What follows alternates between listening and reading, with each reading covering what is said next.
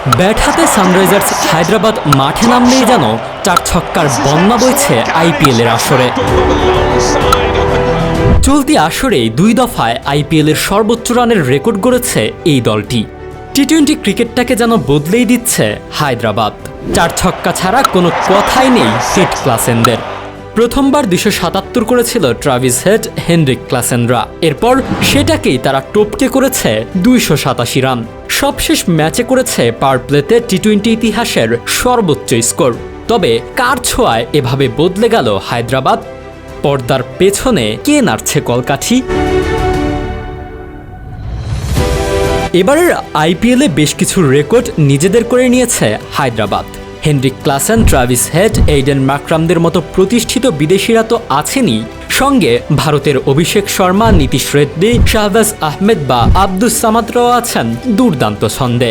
কিন্তু এত কিছুর মাঝে আড়ালে আছেন হায়দ্রাবাদের ব্যাটিং কোচ হেমাঙ্গ বাদানি। এবারের আইপিএলে হায়দ্রাবাদের এমন বিধ্বংসী ব্যাটিংয়ের জন্য অনেকটা কৃতিত্ব এই সাবেক ভারতীয় ব্যাটারের। ব্যাটিং কোচ হিসেবে বাদানি দেখভাল করছেন 2016 আসরের চ্যাম্পিয়নদের। গেলবার ব্রায়ান লারা কোচ হয়ে যা পারেননি, খানিকটা অপরিচিত বাদানি খুব সহজেই তা করে দেখিয়েছেন। হেমাঙ্গ বাদানির আন্তর্জাতিক ক্রিকেট ক্যারিয়ার খুব একটা লম্বা নয়। টেস্টে খেলেছেন 4টি ম্যাচ আর ওয়ানডে মোটে 40টি। মিডল অর্ডারের স্বীকৃত ব্যাটার হলেও অভিষেক হয়েছিল ওপেনার হিসেবেই। 4 টেস্টের ক্ষুদ্র ক্যারিয়ারে খুব বড় কিছু করা হয়নি।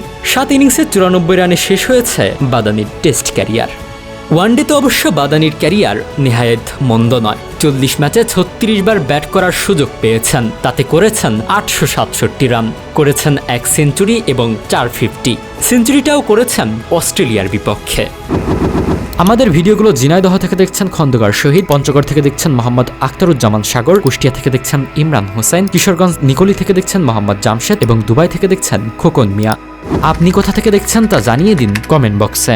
450-র 3টিই ছিল সেই সময়ের শক্তিশালী জিম্বাবুয়ের বিপক্ষে, অপর 50 করেছিলেন অজিদের বিপক্ষেই।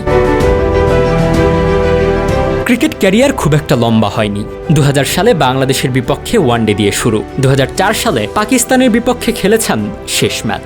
2007 সালে বিতর্কিত ইন্ডিয়ান ক্রিকেট লিগ আইসিএল এর দল চেন্নাই সুপার স্টারসের হয়ে নাম লেখান। 2009 সালে আইসিএল থেকে সরে আসেন। চেন্নাই সুপার কিংসে চুক্তি করেছিলেন, তবে সেখানে কোনো ম্যাচ খেলা হয়নি।